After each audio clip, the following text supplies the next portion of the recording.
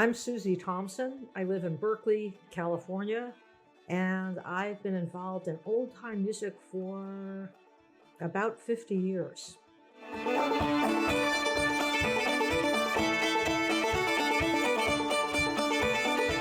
What I think of as old-time music is the mostly rural music that came from the America of before World War II.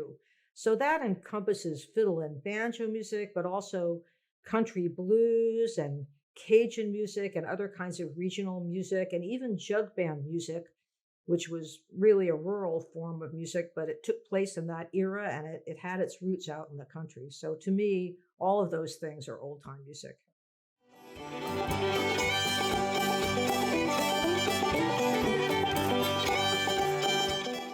It's really important to highlight the stories of women in old-time music today because although women have made great strides in the field of old-time music, and all of country music really, there's still a lot of work to be done. And we don't want to forget the pioneering women who paved the way for people like Alison Krauss or Laurie Lewis or even myself.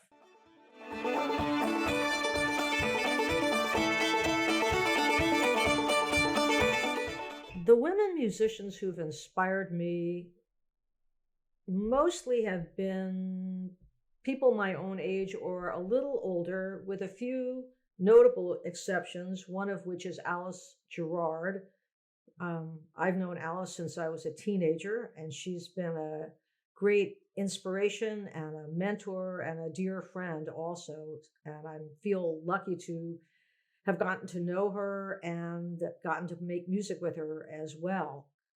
A lot of the women who were playing fiddle already when I first started in the early 1970s have also been great mentors and influences, and that includes Sue Drawheim, the late great Sue Drawheim, Laurie Lewis, Irene Herman, Kathy Whitesides, Jeannie McCleary, Vivian Williams, and these are all West Coast women who were really in the vanguard of fiddle playing women.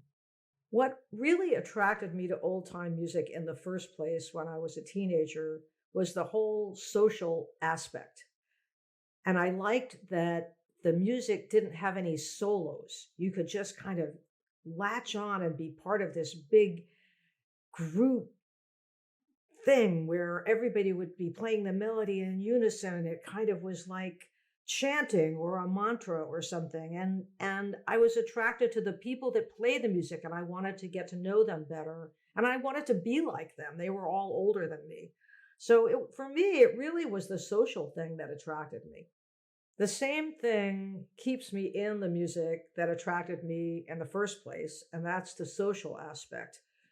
I'm a musician by profession, so I do play on stage, but I have to say that my favorite old-time music happenings that I participate in are just sitting around in the living room with friends, neighbors, or people who are visiting and making music, singing songs, and visiting. The whole social thing for me is, and always has been, paramount with the old-time music.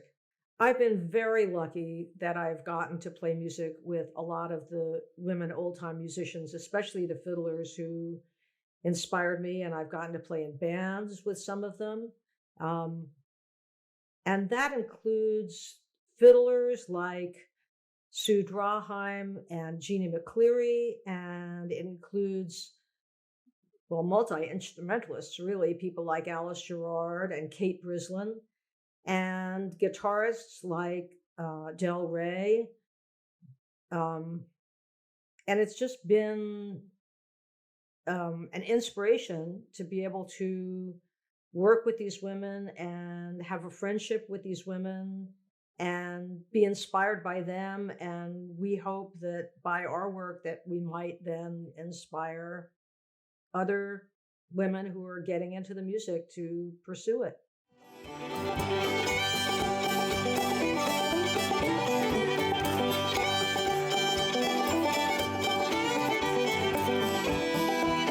My definition of old time music is pretty broad, and it includes blues and it includes Cajun music too. In Cajun music, there was one very famous woman performer who made a lot of records in the very late 1920s and into the 1930s, and that was Cleoma Falcon. She performed with her husband, Joe, who played accordion. She played guitar and sang, and she made records with him, but she also made a lot of records under her own name. And those are some of the earliest ones that I heard when I first started getting into this music in the 1970s and started going to Louisiana to visit musicians there. But she was an anomaly. After her, there were zero women playing Cajun music until the 1970s. And even then, there were very, very few. That has all changed now. There's tons of young Cajun women playing great fiddle, playing really great accordion, playing guitar, singing, doing all kinds of things. Cleoma Falcon, back in the 1920s and 30s, performed and made records with her husband, Joe. And after that, there was a gap of about 50 years when there were no women in the music at all. And I think that one reason was that increasingly in Cajun music, the venues where the music took place were rough places, really rough places. In fact, the generic term, I can't remember what it is in French, but it was bucket of blood. There were shootings, there were fist fights. It wasn't a place where a respectable woman would go. And I think that right there was enough to keep women from playing. And before that, I've not heard of very many Cajun women in the pre-recording era when the music took place at house dances. A few people have talked about that their mother played the accordion. I haven't heard about any women who played the fiddle in that early era. I think it just was a men-only thing. Now, in the earlier era of Cajun music, the women did have their own musical thing, which was the unaccompanied ballad tradition. And that was something that was almost exclusively practiced by women. And it was a home music that was played for family and friends and neighbors. It wasn't the kind of music that would have been sung in a bar. So it was things were kind of divided up. The men were the players and the women were the singers. In the 70s, and she may have been playing in the 60s also, there was a woman in Southwest Louisiana who kind of broke the glass ceiling, and she's still playing and playing great. She's been a great inspiration to me, and that is Cheryl Cormier. Now, she played in a band with her dad, and I think that just as Cleoma Falcon played with her husband, I think the whole thing of a woman being in a band with her family was more acceptable. And it also meant that there was a family member there to look after her and potentially protect her if that would ever be needed, although I've never heard of that actually being needed. When Anne Savoy married Mark Savoy, and that was in the 1970s, she brought her music to Southwest Louisiana, and she has been a big influence and inspiration to a lot of the Cajun women to start playing. But it even after Anne started being an important figure in the Cajun music community, it still took 10 or 20 years before there was a substantial number of women playing that music, and especially playing anything other than guitar or bass or sometimes drums. There were some women drummers. But I think another person who really helped make that change happen was Christine Balfa, who is one of the daughters of Dewey Balfa, who I studied with when I was young. And she formed a band called Balfa Toujours and took a really active role in that band. And then there were other bands like Bonsoir Catin and the Magnolia Sisters, and um, more followed. And I think that all of those women really helped open the door for the people who are in their teens and early 20s now, the young women of Louisiana of today. I first heard an old blues record when I was in high school, and it was a Bessie Smith record, and I just fell in love with the sound of her voice. Something in there just really got to me. And a few years later, somebody ended up storing their blues record collection in my bedroom when I was going to college. And so I heard Memphis Minnie, and I just flipped out, and Victoria Spivey, and all kinds of early blues women. Most of them were what's called vaudeville blues singers, like Bessie Smith and Ma Rainey. And then there were some country blues singers like Memphis Minnie. And those women often also were great guitarists. Memphis Minnie certainly was. And there were others, Geeshie Wiley and Elvie Thomas, and others, Maddie Delaney. Hearing them and knowing that they were playing and not just singing was a revelation to me. And I think the blues also appealed to me because it was the roots of the rock and roll that I grew up with. So I just really was attracted to that. Memphis Minnie, by the way, got started on the banjo, as did a lot of the early country blues guitarists. Many of them started on banjo, and that's, I think, why the country blues guitar often uses those open tunings, is that they mimic the banjo, and they use a right hand technique that's kind of like banjo as well. So it's not as far from country music as you might think. Memphis Minnie kept playing up into the 1950s when she had a stroke and wasn't able to play anymore. But long before that, most of the country blues players had moved on to electric Chicago style blues playing, which was what gave rise to rock and roll. But there were some women who took up the acoustic country blues. The most well-known, of course, is Bonnie Raitt.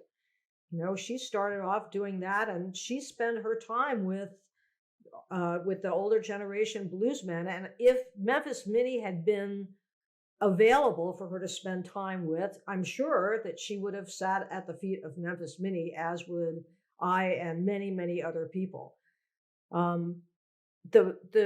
My generation person who really inspired me a lot is Del Rey.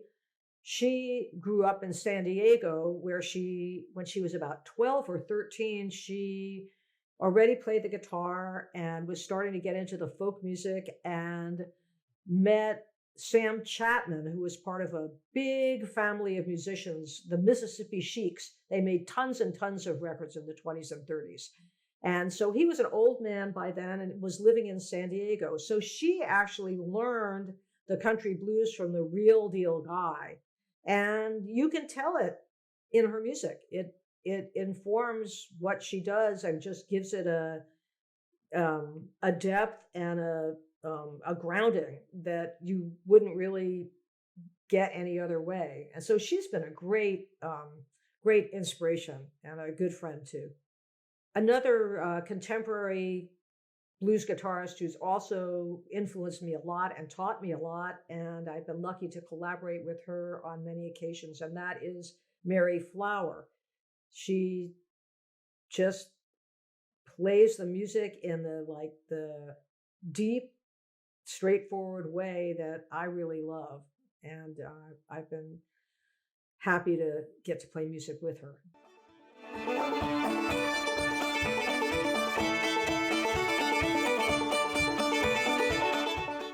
I try to keep the tradition going, and one way I do that is by working with various camps and festivals.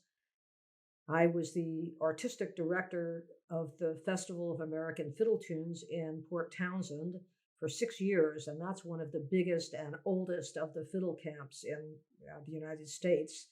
And when I was doing that, I took it upon myself to increase the involvement of women at fiddle tunes, not just as participants and students, but also as faculty and staff.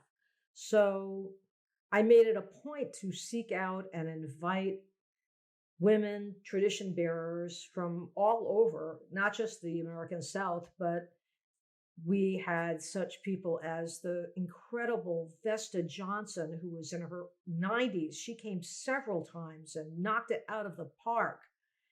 We also invited people like Betty Vornbreck from Kentucky and Tricia Spencer from Kansas, Andrea Beaton from Cape Breton, and many other incredible women from all over America, not just the United States. So that was pretty successful, and I'm very happy to say that the person who succeeded me in that role, Joelle Savoy, has actually increased the number of women faculty and staff, even over and above what I did. So I feel really good about that we just got things moving in the right direction.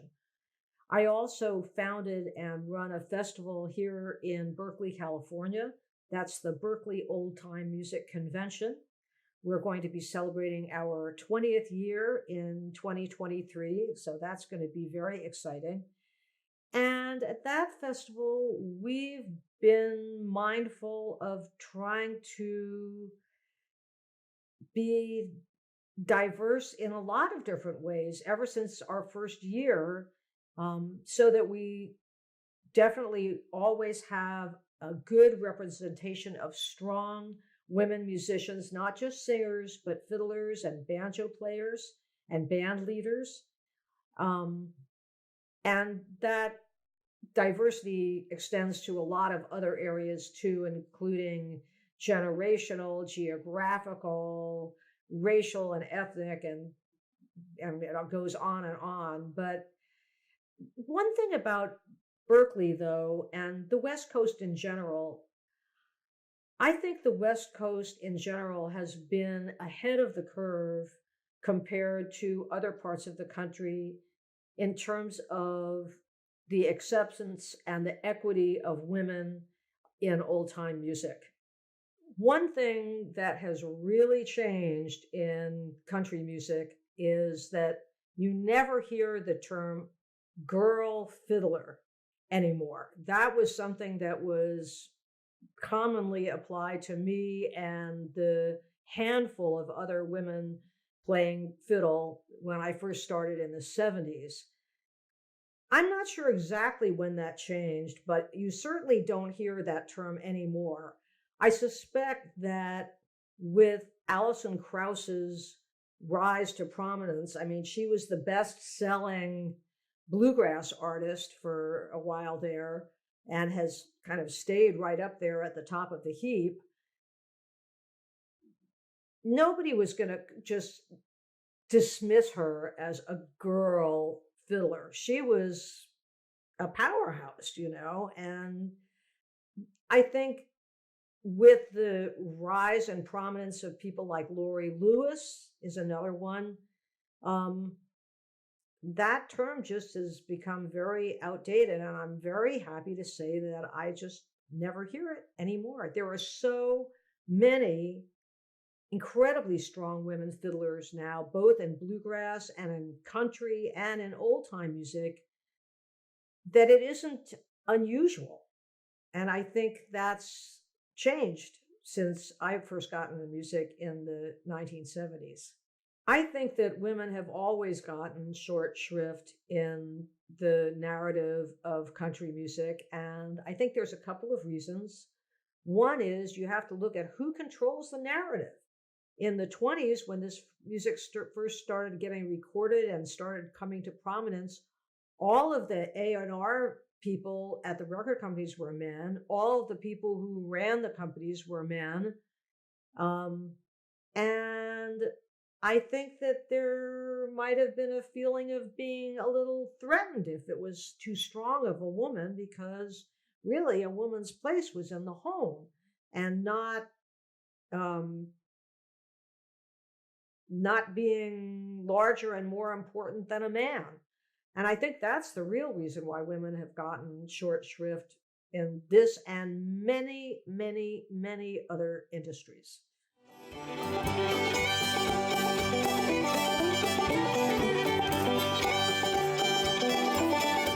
For me, the biggest challenge of being a woman in music has been trying to continue with my music career while parenting a special needs child. Now, I am incredibly, incredibly fortunate that I have a wonderful partner, Eric, who has definitely done his half of the work. But trying to keep it all going while parenting is hard, and trying to keep it all going while parenting a special needs child, which makes it hard to leave home, is even harder. I was actually very fortunate in that when our daughter was young, we were playing a lot of Cajun music, and it was when Cajun music started getting incredibly popular. And we were doubly lucky in that we got to play with an incredible accordion player named Danny Poulard, and he didn't want to travel either. So we just played locally, and we played a lot. And that really was what kept me going professionally when we were raising our daughter. I don't know what it would have been like as a single parent. I'm sure I would not have even continued to play music. And I think that parenting historically has been something that has kept women from pursuing music, not just in the country music field, but in all kinds of fields. And I think it's one reason why women have been singers more than players, because you can sing while you're nursing a baby. You can't play the fiddle while you're nursing the baby. Or maybe you can if you have a special pouch or something, but I never was able to make that work.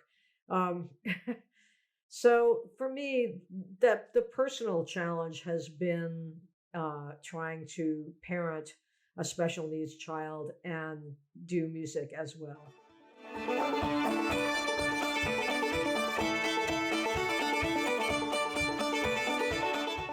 The future of old-time music is bright. There are more young people playing it than there ever have been in the history of the music.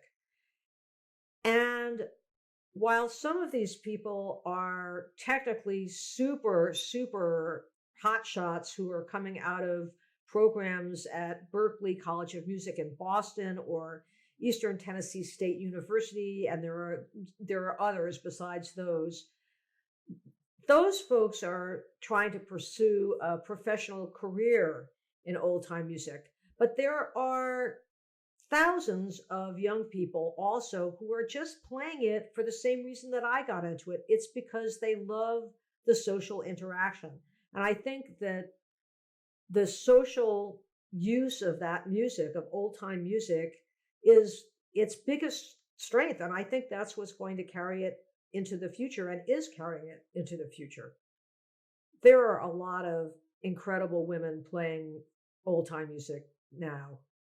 From the older side of younger, which I would say Rinde Eckert is very, very important and continues to be. The ballad singing of Anna Roberts Gavalt and Elizabeth Laprelle, I think, has been pretty influential. Then there are younger musicians like Sammy Brayman and Viv Leva, who play in the Onlys. I love the banjo playing and singing of Nora Brown, too. And there are many, many more.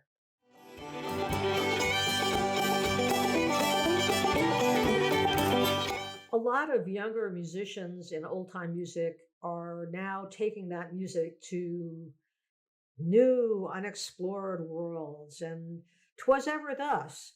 And that's a good thing. No music can stay strong and if it's static. It has to grow and change. At the same time, one of the strengths of old time music is its history and its roots.